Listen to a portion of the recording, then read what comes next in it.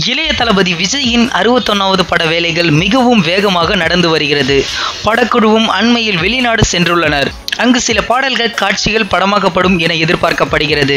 ஏற்கனவே படத்தில் விஜய்க்கு 3 கதாபாத்திரம் என்று கூறப்பட்டது.